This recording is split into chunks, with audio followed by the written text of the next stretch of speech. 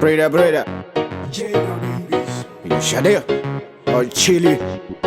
Oi Carpenter. BeeCartus. Anoktora ndomchekan mapanga achandipazita mwana wamatsanga ndiwe waindida kubvira pakutanga tiri maextra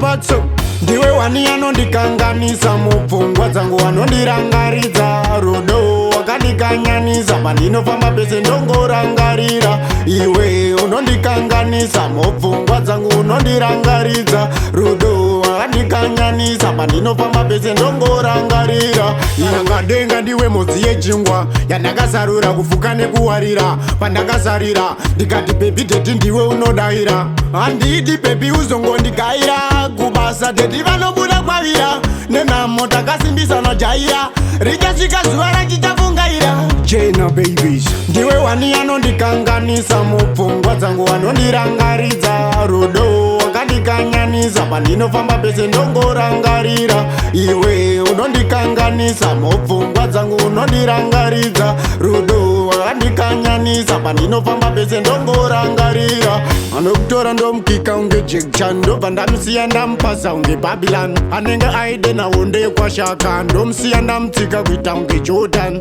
anokutora ndomutekan mapanga achandipa zita mwana wamatsanga ndiwe waindida kubvira pakutanga tiri maextra